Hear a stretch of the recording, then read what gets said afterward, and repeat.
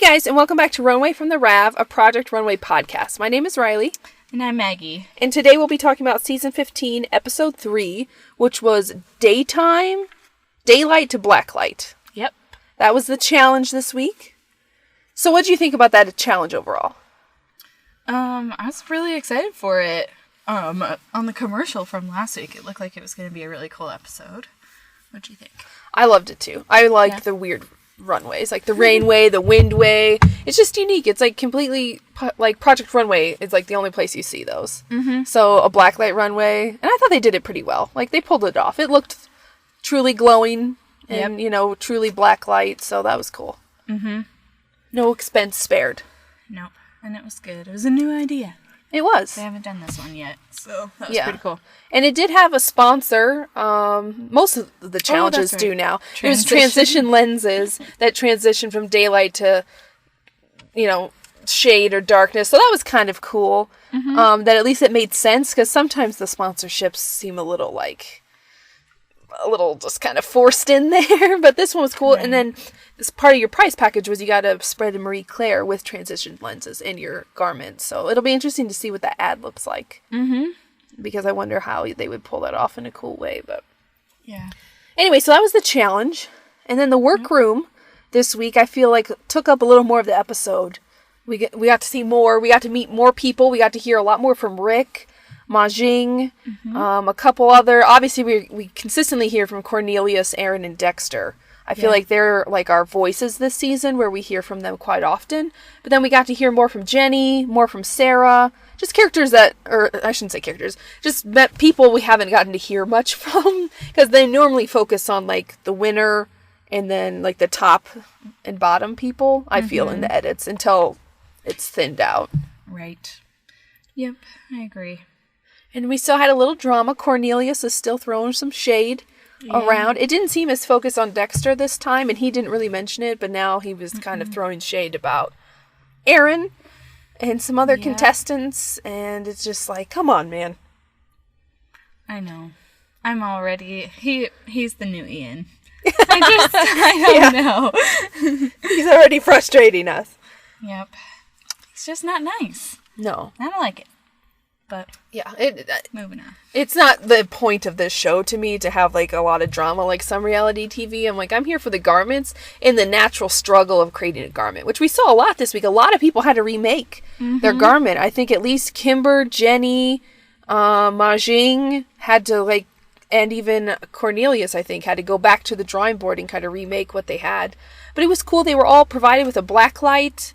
Like a handheld flashlight with black light in it. Then they had a black light room where they could test their things. And then they also had plenty of neon tape and cords and things. So that was cool. And they got to take that black light to Mood. So there was really no excuse for not having like something that would light up under black light. You had plenty of chances and opportunities to take the time to see how it glowed or things like that. So that was kind of cool. But yeah, we got to see a ton of people struggle this week to have their idea come alive, and we got some more backstory on a few characters like Maggie and his daughter and his fiance and stuff, which for Linda was her death knell last week. We learned more about her and her past, and then she was out. Yeah. So we'll see what happens with Maggie. Now we have some backstory. Sometimes that's good, like Laurence won last week, and we got her backstory too. So we'll see. But was there anything else in the workroom that really stood out to you? No, I mean, we finally got a really good Tim Gunn line. Oh? He's like, I'm not a nipple guy. Yeah, that was pretty good. Yeah. I think that was with Aaron, right? Yes. Like right after she mentioned that she wanted it to be like just the bra and like parts of the skirt, he's like, I'm intrigued. And then back when it was first starting, when they were about to like show them the challenge, and he's like backstage with Heidi, and she asks him if he will help her like flip on the black light, and he's like, I'd be deeply flattered. Yeah. The relationship between Tim and Heidi is so adorable. It's what makes the show. Like if they got different hosts, it would just not be the same. Like people can say what they want about Heidi or whatever, but they just make it work. As proven with All Stars. It's true. Not the same at all. It is not. Like Tim is the heart and soul, and Heidi is the beautiful, fashionable face. And it just works, you know? With the German accent. With the German accent, yes, yes. Yeah, I didn't really have a ton of standout moments other than there was, I did feel for Ma Jing when he was using, at one point, his second dress he made white, and some of the dyes and sprays that they used to have glow in the dark, they were clear, but then he ended up using one that left a residue, and then I think that really, I mean, I don't know where his garment was going otherwise, but that really kind of worked against it, and it was like at the last minute to realize, kind of like, or Jenny's like peeling decals, it's like, there's no time to recreate, but you just kind of have to go with it. Right. He did the best he could. He did. Yeah, it just... It's like, oh no. Yeah, unfortunate. And just another struggle to try to overcome, but... Luckily no one really, he broke down a little after his, obviously, emotional call with his family, but no one seemed like... We haven't had a big, anger moment or, anybody storming around or anything. Everybody's been pretty, encapsulated within themselves and their own work so far in terms of, outbursts or whatever, but I'm sure when we get a team challenge... we might see a little more of that, because that always seems to happen. So let's get to the runway, I guess, because we still have a lot of characters. I keep saying characters. Still have a lot of folks. They are. So it's yeah, true. They're on TV. They're characters in a way. So first up, we had Cornelius. And his daylight look was this white dress with sleeves and kind of like a oddly placed shelf pocket over the bust. And then in the black light, it had emojis, kind of, that he had made by placing tape on the dress and then using glow-in-the-dark spray paint and then removing the tape. So it had, smiley faces and X's and stuff. What'd you think about Cornelius? I didn't love it. Okay. Yeah. I don't know. I mean, maybe it's just, his attitude overall that's, seeping into my opinions, but I don't know. He described it as, supposed to be a nurse during the daytime. But I don't know. I just didn't think that part was modern at all. The daytime look. It was just so stark and just, I don't know. I didn't love the shape. And then when they turned on the black light, I did like the reveal. That was definitely a surprise. And that was a huge, transition there. Yeah. From just being plain white to, tons of color everywhere. So that I really like that effect, but I don't know. And again, I didn't think the emojis were that cool. To me, it wasn't that well done. I felt like he just kind of placed the tape wherever. He wasn't super careful about it. And I don't know. What'd you think?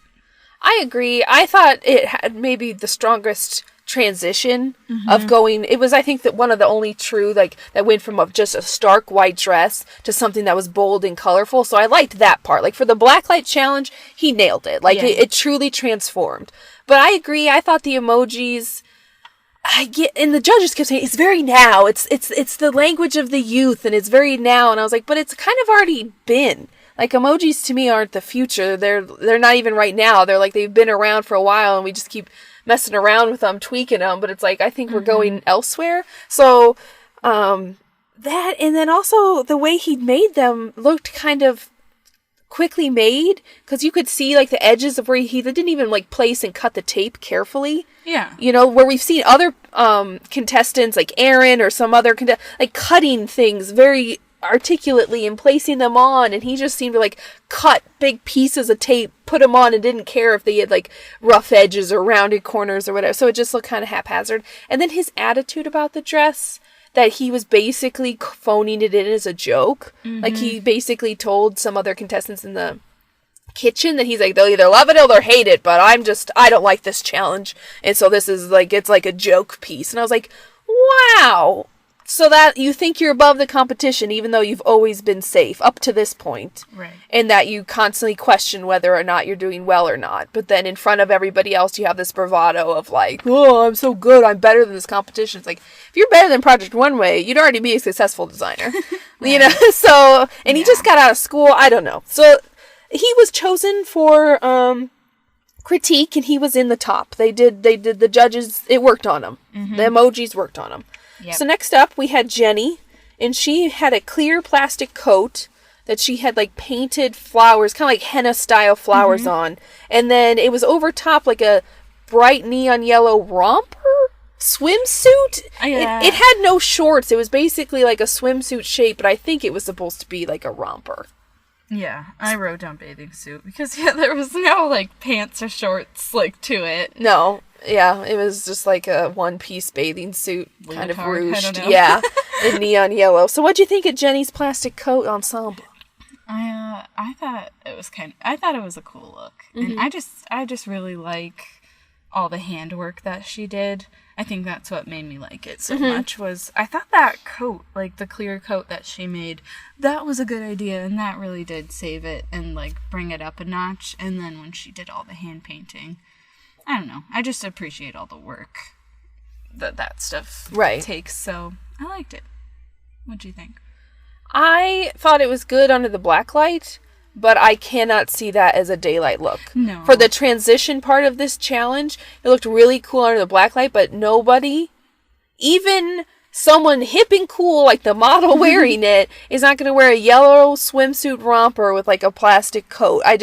Where would you wear that? Even if it truly is a swimsuit, you're not going to wear a plastic coat to the beach. So for me, it wasn't transitional. It was cool under the black light, and I really liked the treatment she did with like the puff paint. I thought that was very clever, very unique. No one else seemed to like hand like paint anything. Mm-hmm. But to me, it didn't quite meet the challenge. But she was chosen for critique as well, and she was in the top. Yeah. So next up we had Alex, who made a blue and pink dress that under the black light turned like blue and orange. And it was pretty much a simple dress. It may have been neoprene. It looked like a thicker fabric. Yeah. And then it kind of like swelled up at the neck and had like a very interesting neckline. What do you think of this one? I didn't have a lot of thoughts about this one. I didn't think the transition was anything to write home about. It basically looked the same. It was like the pink turned to orange under the black light. Big deal. Like, yeah. Wow. But, I mean, like, it was nicely constructed and everything. But, yeah, I mean, it was definitely safe. It wasn't top or bottom to me. Like, it just was middle. Yeah. Well, and he, I think, admitted himself that it didn't transition as strongly as he expected. Because he told everybody else, like, pink turns orange under the black light, and he was really excited about it. But it didn't have much wow on the runway, and then it was just kind of like an odd dress. Yeah. Like, it looked well made or whatever, I guess, but it was just, like, kind of a weird dress. But transitionally, it worked in daylight and black light, and he was safe. Yeah. Next up, we had Ma Jing, who had a white dress, daylight, that had, like, pink stripes on it. And then, like, this blue and silver cord piece up at the top that was just kind of, like, looped around her neck, and I don't know. And then under the black light, it had splotches of, like, glowing white, blue, and pink all over it. And you could tell that he kind of tried to do, like, that comic book style, like, highlighting in areas, but he had just used too much. And then on a white dress that already glows, it looked, as the judges called it, like a forensic disaster, or as Heidi kept referring to it as, like, a dirty hotel sheet. And it did. Yeah. To me. It did, I agree. And I like Ma Jing. I liked his previous stuff. I think in the first episode of our podcast, I thought he was going to go pretty far, but I was worried for him this week because he seemed really unsure of what to make. He started out with, like, a wedding dress thing with lace, and then he turned into this other thing that was just a mess. Yeah. It didn't look good in daylight. It didn't look good under the black light. I mean, it glowed. Yeah, it did. But not in a good way. What'd you think of his original look, like his first one, the wedding dress? I liked the lace part, and I thought that's where Tim might push him. And I don't hate the idea of making a wedding dress. We've seen people on Project Runway make wedding dresses before and be successful. And a glowing wedding dress, if he did it kind of in a hip way, could have been cool. But he was just using, like, the lace as, like, an idea of a wedding dress, and I don't think Tim was quite on board. No.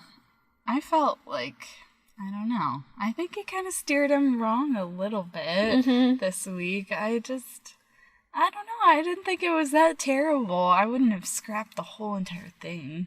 No. Maybe, like, combine the lace with something else, but... Yeah. Yeah, I agree. And Tim kept saying, like, oh, no, the other one was even worse than this. And it's hard to say because we only see it for, like, a second on the dress form. But, yeah, I'm not sure. I'm sorry, Tim. Yeah. Maybe, and not, you don't have to listen to him. It's up to you. But most people do, and it guides them well. But Manxing was chosen for critique, and he was in the bottom. Yep. So next up we had Natalia, and she made another big jacket. That seems to be something she likes to do, and it was very sporty.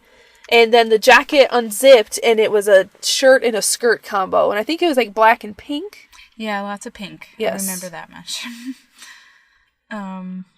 This one, I think Cornelius said he thought it looked like Xenon. Yes. And I actually thought the same thing before he even said that.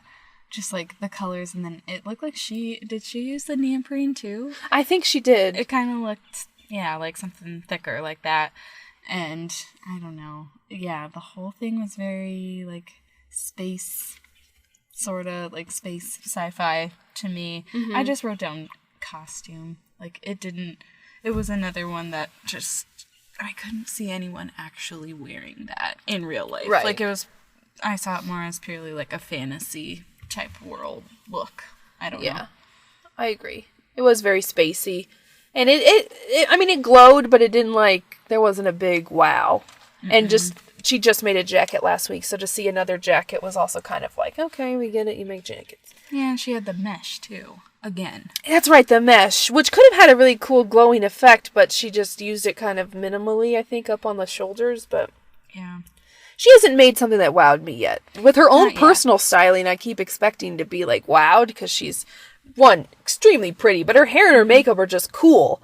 But then she puts out kind of funky things. Maybe we just need to thin out the competition a little bit so the judges kind of notice more individual garments. Because when you see 15 or more, walk down, you probably just I'll pick the crazy ones and move on. But yeah, another jacket. So next up we have Roberi, and he made another super short dress, but this one was a frayed kind of tiered dress that was in this purple fabric. And he kind of left the ends on it when he cut it in these ruffles. And under the black light, it kind of looked like a jellyfish to me. Yeah. Not in a bad way necessarily. It was a very organic shape, though. Yeah. I don't know. I didn't really write much about this one either. I kind of wondered, where did those threads come from? Because they were orange, weren't they? Under there, how did he get that to do that? I think it was just the pattern of the fabric had those colors woven in. Okay. And then, because he said when he cut it, he found all that stuff would fray out. Yeah. And so he just kind of cut this fabric in a way and let it fall and drape in these ruffles, tiered ruffles. And then it just created this it had a lot of it moved really well. And under the black light, it just looked like a glowing jellyfish or something. And that kind of seems like that's his thing. He just kind of goes with wherever it takes him, and he always has this he always has elements of movement to his pieces. Yes, which I like that. I like his stuff so far. Yeah, I think last episode it wasn't super cool, but his first one and this one I think are very unique in the competition so far. So next up we had Kimber, who had a floral and pink dress, and she used glow paints on the floral print to try to make them glow, but it wasn't super bold. No, it didn't show up well at all underneath the black light. No. It just was really, I don't know, muddy looking, all the colors, and that print was just so busy. I don't know. It was a very bold floral print, yeah. It looked fine in the daytime, but the transition just wasn't really there, and it wasn't very inspired. But she was chosen for critique in the bottom. They agreed with us. Yep. So next up we had Sarah, who made a shirt with a collar paired with a white skirt, and then she put some ruffle details in a few places in white. But I just, again, Sears catalog Sarah. Yeah.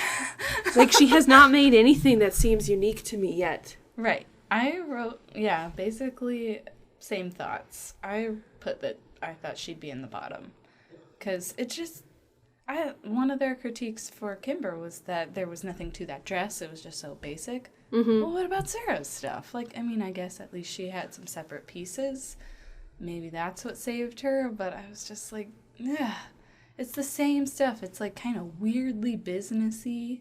Yeah, very prim and I don't know. Yeah. Uninspired. Didn't like it. And the transition was stupid. It was white. Whatever. Yeah, so it glowed just by nature of being white. So next we had Rick, and he had a denim skirt with neon lace up, and then he had this silvery crop top laced up vest. This I thought was going in a really good direction early on when he talked about lacing, and like something he had like on his dress form looked good, and it just became this like weird 90s trashy lady of the evening outfit. Yeah, it was not good. I hated the laces that he put in there. They were just so thick, and just when the model turned around and you saw the cheeks peeking out. Oh, kiss of death. No. I hated the little bows he tied on the ends, and I think the guest judge did as well. She did. It looked so, it just added so much bulk. And it didn't look very fashionable, and it was just weird. He was chosen for critique, and he was on the bottom. Deservedly. Yeah, rightfully so.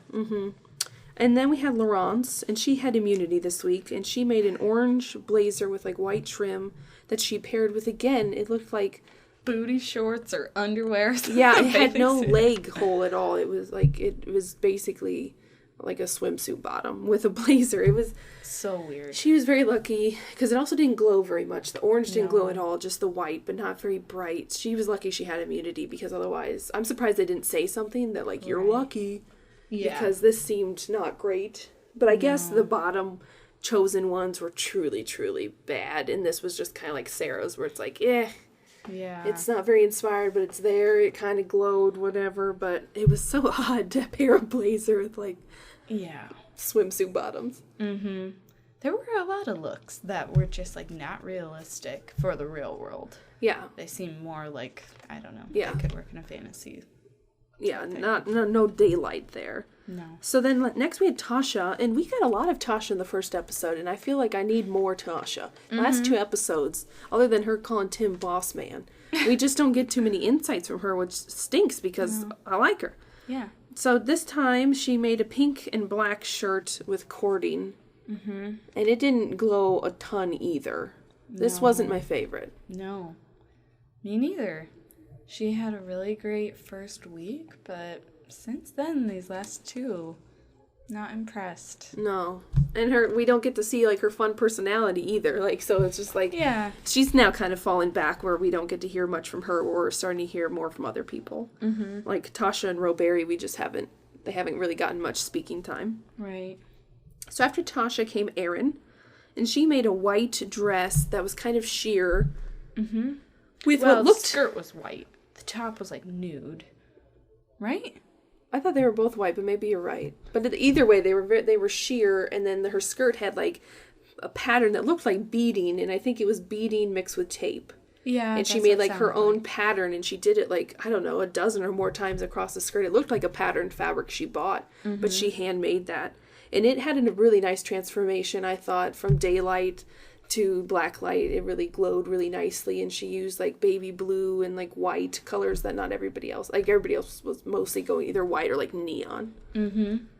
Yeah, I loved the colors that she chose. I think, I remember it as like the top was nude, and then when it was under the black light, then you could just see like the bra area. Right. And pasties, our first pasties of the season. Yeah. Which elicited a response from Tim that we mentioned already, that he's not that kind of guy. But our first pasties. But they didn't hate that part of it, that it was exposed. They liked that play of like demure to like evening seductress thing, and she was chosen for critique in the top. Yep. And I think I agree. It was pretty good. Yeah. She's definitely a step ahead of most of the contestants, I would say. Like, she's really like a next level, at least so far. Yeah.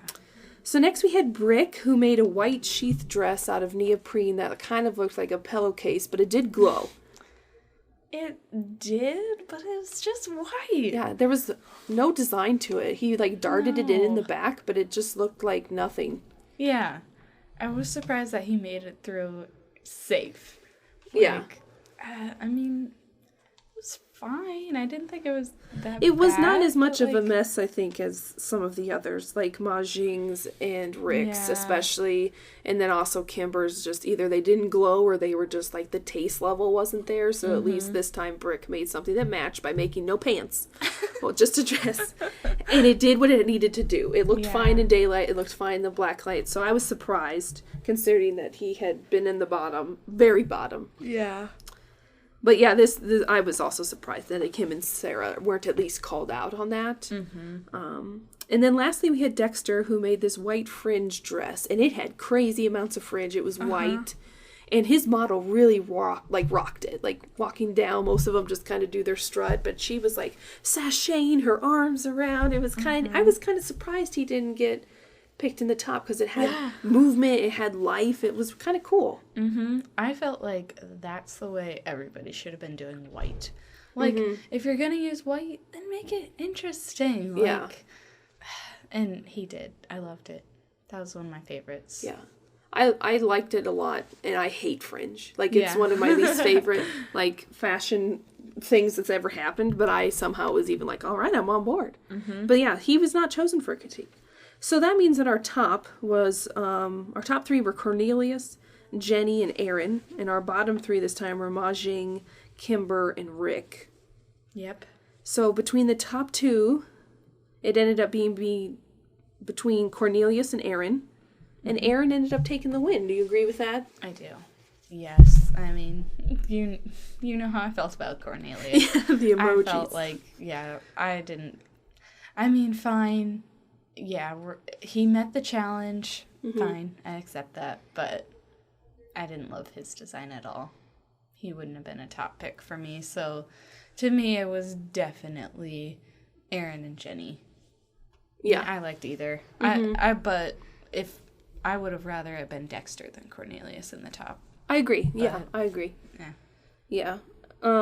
Yeah, I think Aaron should have won, especially between those two, and also because in another year or two, Cornelius's dress will be a joke in terms of the emoji theme, whereas I feel like Aaron's, like, she just had details that were kind of timeless, like with the little, like, sleeve detail and then that beading kind of pattern. It will have a longer life as a winner, like, winning design. Yeah. So, yeah, I agree. But so then Cornelius and Jenny were safe, and Aaron will have immunity going into next week. Yep. And then the bottom two were between Majing and Kimber. Yep. And the judges really seemed to deliberate on this a lot because Kimber's barely had any, like, black light effect at all. It didn't really glow. It didn't really do anything.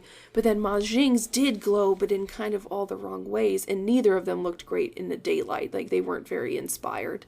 Right. I thought Majing's was weaker overall, but it ended up being Kimber who went home. Yeah, which I think if she hadn't been in the bottom last week, then she probably could have slid through this week. Yeah. But I honestly thought it was going to be between Rick and Majing. I did too. They really seem to hate Rick's, which is a bummer because I've liked his previous work, or at least it was fine. And then this week I was like, what? And especially as someone who sounds like he knew what glow-in-the-dark and black light was better than a lot of the, like, other folks. So I was kind of surprised. But yeah, I thought it would be between him and Majing, and one of them would be going home for sure.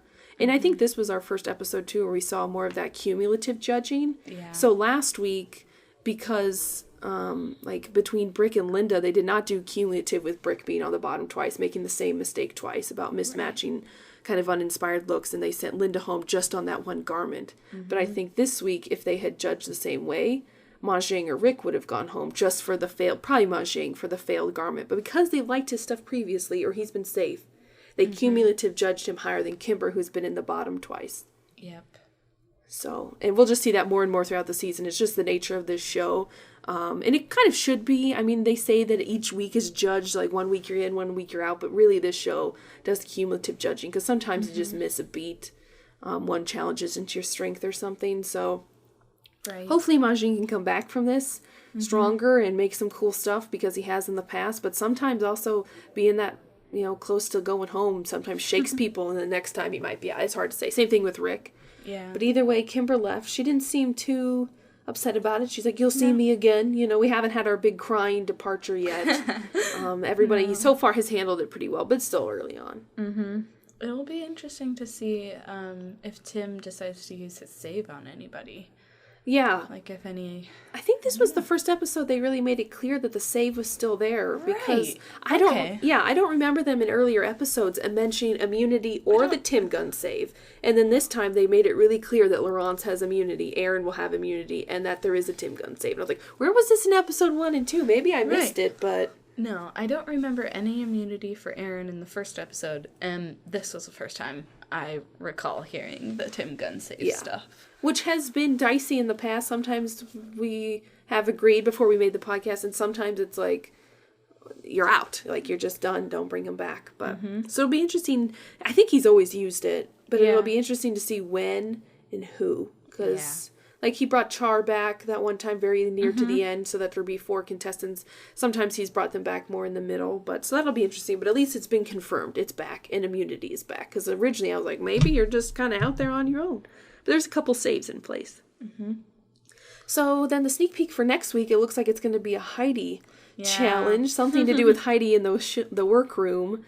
So that's always a fun episode because she just sometimes can't see when it's just on the dress form in pieces how it's going to translate, which always makes for funny commentary because she'll just like pick up a scrap and be like, what is this? How can you make this work? And it scares all the folks in there. They're like, oh gosh, she hates it. But whereas I feel like Tim is easier to sell on, like, this is what it will become, whether or not you actually achieve that or not. But so it'll be interesting to see if this is for like her own line or something else she's like sponsoring. They didn't mention like the sponsorship or the exact challenge. We just saw Heidi running around making some jokes in the workroom, so that'll be a good episode too.